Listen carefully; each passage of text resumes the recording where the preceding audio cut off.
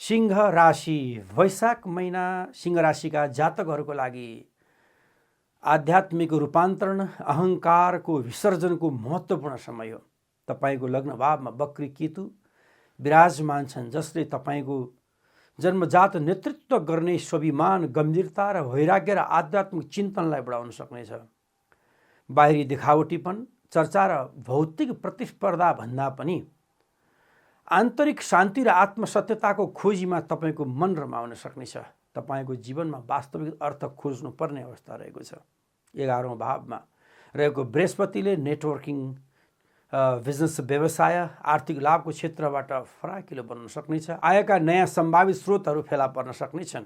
8औं भावमा रहेको मङ्गल, शनि र बुधको युक्तिले कार्यक्षेत्रमा अप्रत्याशित चुनौती र गुप्त शत्रुहरूको सामना गर्नुपर्ने अवस्थाहरू रहेको छ। शेयर बजारमा जोखिमपूर्ण रहन सक्नेछ, बुद्धिमानी अपनाउनु पर्ने देखिन्छ। शुक्र 10औं भावमा जाँदा कामको वातावरण कलात्मक सुधारहरू त आउन सक्नेछ, तर पनि त्यसलाई थोरै विलासितामा जान सक्ने अवस्था रहेको छ। प्रेम, परिवार र व्यक्तिगत सम्बन्धमा भने दर्शकहरू कलत्र भाव 7औं भावलाई मानिन्छ। चन्द्र राहुको केही युक्तिको कारणले गर्दा वैवाहिक जीवनमा अविश्वास, भ्रम वा शङ्का उत्पन्न हुन सक्नेछन्। जीवनसाथीको भावनालाई गहिरो तरिकाले तपाईँले बुझ्नुपर्ने परिस्थिति रहेको छ, चाहे तपाईँ महिला हुनुहुन्छ चाहे तपाईँ पुरुष हुनुहुन्छ। व्यापारिक साझेदारीमा भने केही अप्ठ्यारा पक्षहरू रहन सक्ने अवस्था रहेको छ। सामाजिक, राजनीतिक, मान सम्मान र प्रतिष्ठाहरूमा भने मध्यम रहेको छ।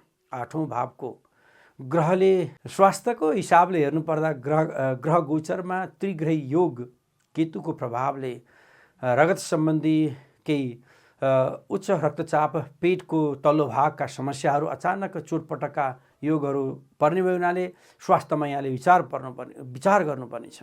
तपाईँको राशि स्वामी सूर्यले को ऊर्जा बढाउनको लागि आइतबार आदित्य हृदय स्तोत्र पाठ गर्नुहोस्। बिहिबारको दिनमा पहेँलो वस्तु, मिठाई या विद्यार्थी वर्गहरूलाई तपाईँ आफूले दान गर्नुभयो भने देश विदेश र नेपालमा रहने सम्पूर्णको लागि शान्ति मिल्नेछ। मेरो नेपाल एप के तपाईँ सामान्य सबैलाई मिल्ने खालको राशिफल वा ज्योतिषीय जानकारी एउटा दिक्क हुनुहुन्छ? के तपाईँ एउटा यस्तो एप चाहनुहुन्छ जसले तपाईँको व्यक्तिगत जीवन र संस्कृतिसँग जोडिएको सटिक मार्गदर्शन दियोस्? के हुन्छ यदि एउटा एपले तपाईँलाई आफ्नो कुण्डली अनुसार प्रश्न सोध्ने र उत्तर पाउने सुविधा, तपाईँ बसेकै ठाउँ अनुसार सही तिथिमिति र चाडपर्वको जानकारी र तपाईँको ग्रह दशा अनुसारको दैनिक राशिफल एकै ठाउँबाट दिन सक्छ? मेरो नेपाल एपले अहिले उपलब्ध धेरै ज्योतिषीय एपहरूले तपाईँको व्यक्तिगत ग्रह दशा, महादशा, अन्तर्दशा, लग्न वा जन्म नक्षत्रलाई ध्यानमा राखेर दैनिक राशिफल दिँदैनन्। दर्शकहरू, विदेशमा बस्नेहरूको लागि आफ्नो ठाउँ अनुसार सही तिथिमिति र चाडपर्वको समय पत्ता लगाउन झनै गाह्रो भएको अवस्था रहेको छ।